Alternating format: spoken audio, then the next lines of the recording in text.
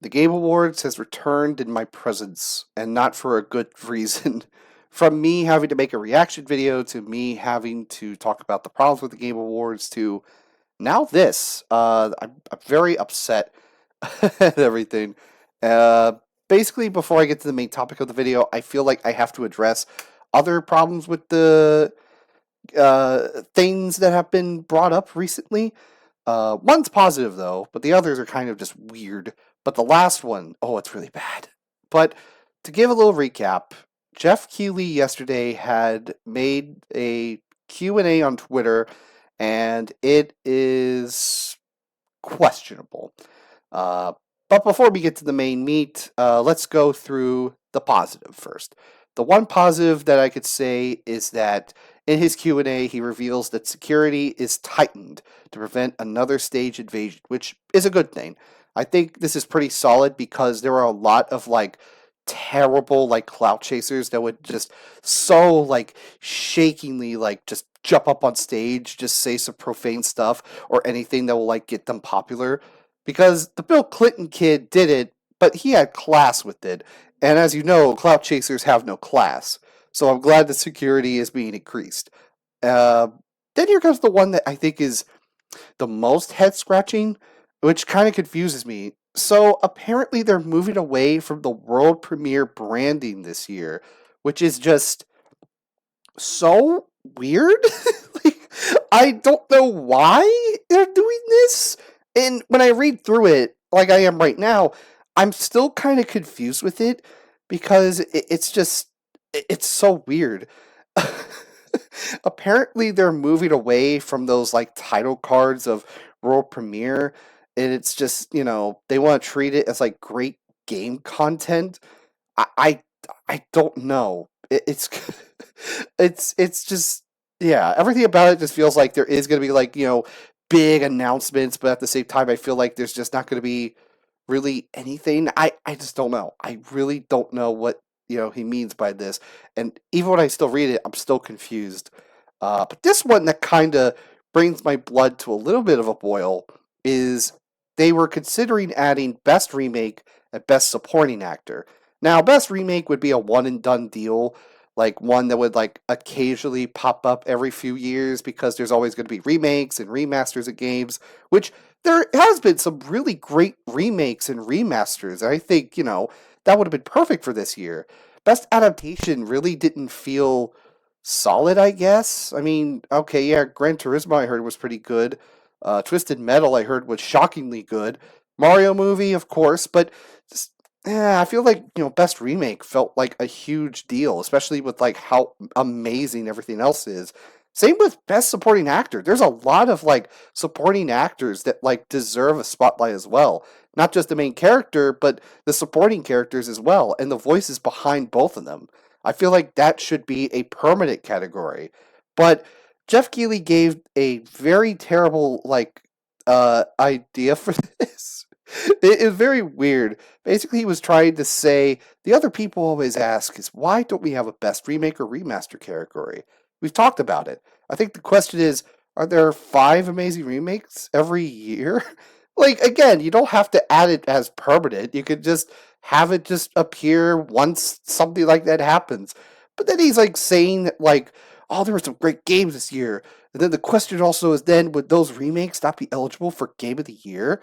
Which is such a dumb idea because, well, it's not a dumb idea. I think it's a pretty solid idea.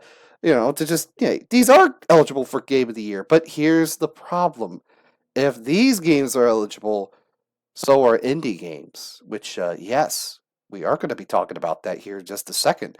But what I'll say is, these games are all eligible for Game of the Year. Basically, the whole point of that category is these games are huge, whether they're made by a small indie team or a massive developer company. All of these games have basically been proven to be huge successful hits, and that, hey, they can make it to the top. Being on Game of the Year is something that is just extraordinarily fantastic.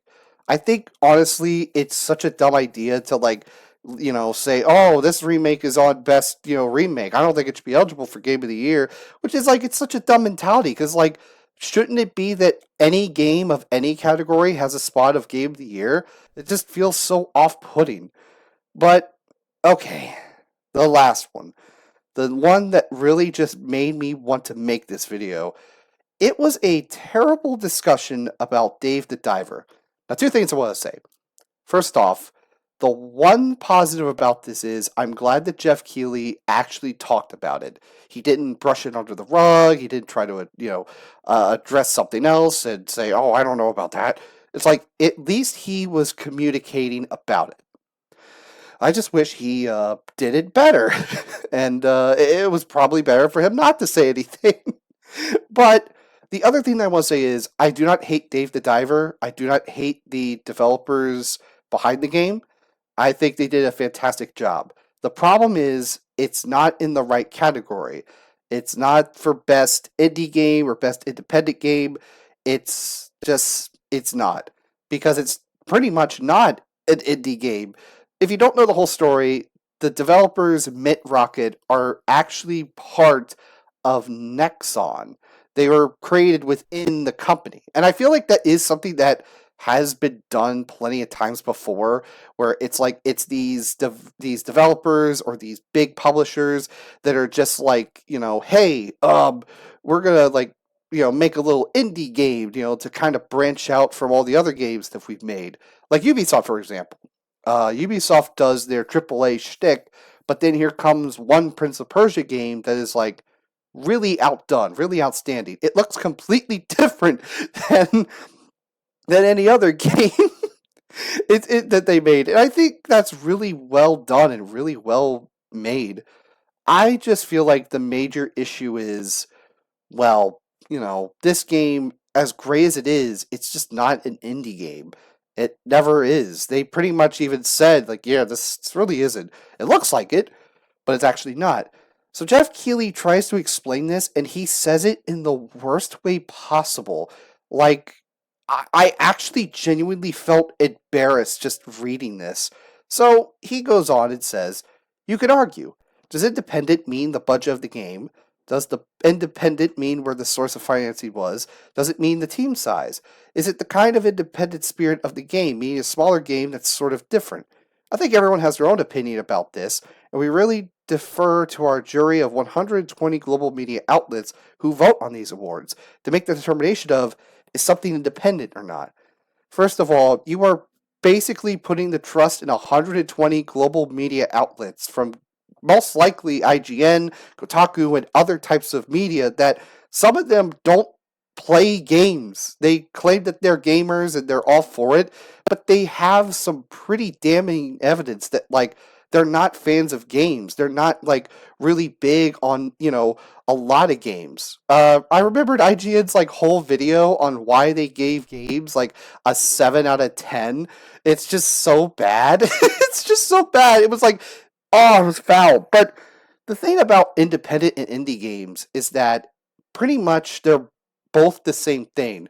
It's just how you word it correctly. Basically, what it is that it's by a team or some individuals that are pretty much making this game, but they're not having financial or technological help from the publisher. Very rarely do you have like publishers helping with technology, but the most common case is financing. Like, yeah, okay, we can help finance the game for you. We can give you a big boost. You just need to be part of us for a while. We'll push up all the marketing. You just need to release a game. It's a very common thing, pretty much. I don't think I've ever seen like an indie company or indie devs working on like a game with technology. I maybe Road 96. I think because they were working on like the Omen engine or something like that. I don't know the whole story about it. So I don't want to like say, solely that game, but yeah, mainly it's financial stuff. But when he continues, I felt I felt gross just hearing about it. Basically, he says this. In other industries, sometimes there are things, I think, in the film industry, the budget can't be above this amount of dollars, or it's not independent, so I don't know. Some people have said, Larian, I hope I said that name right, by the way, with Baldur's Gate 3, that's an independent game. Kojima Productions with Death Stranding, some people say that's an independent game. And even though that's an independent studio, of course it's funded by PlayStation. If you have a publisher, that's still independent or not. That is such a horrible idea that I've ever heard. A horrible thought. My brain's melting because of how dumb that sounds. Pretty much, this feels like he's throwing Kojima under the bus, but no, he's not. He is basically being very disrespectful to Kojima, which is so ironic.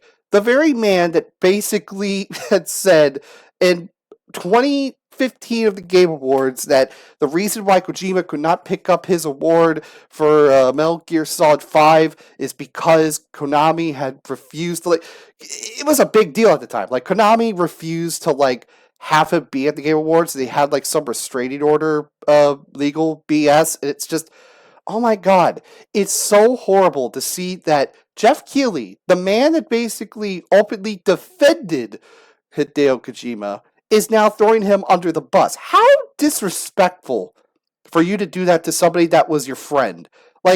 That's your friend, right? You two are very good buddies. You defended him and he put at you in Death Stranding. How disgusting is that to basically say, that's not an independent game. That might not be because it was funded by PlayStation. It's like Compulsion Games is an independent studio. And before they were bought by Xbox to become part of the Xbox family, of course, they had some publishing help from Gearbox. But they also had funding from PlayStation, from Xbox, because they wanted to be in all their consoles.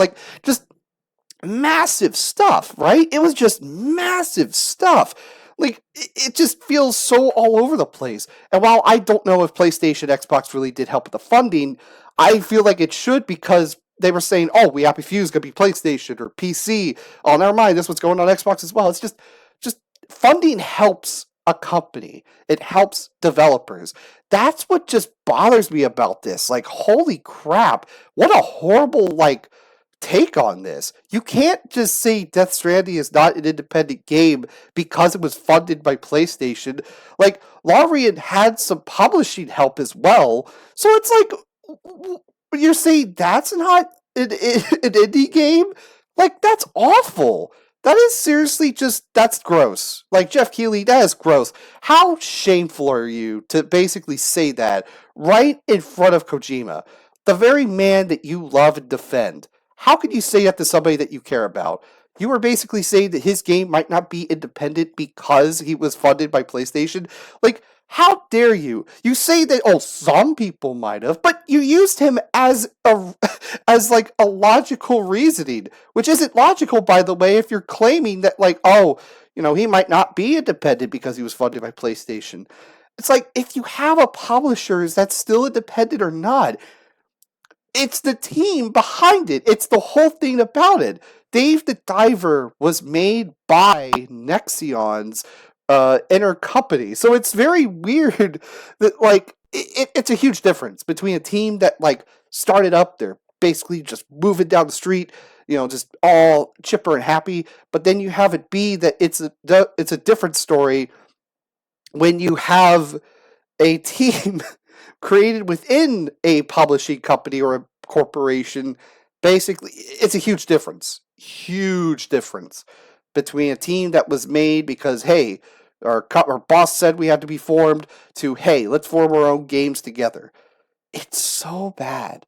It's so bad. It's just bad. And then he continues on, and he's like, so I think it's a fair debate discussion, is that game truly independent or not? He starts explaining about oh, Mint Rocket's a smaller game from a smaller studio, but they're part of Nexon. They're employees of Nexon. But then he continues, and you kind of argue it either way. It's independent in spirit, and it's a small game. I don't know what the budget is, but it's probably a relatively small budget game, but it is from a larger entity.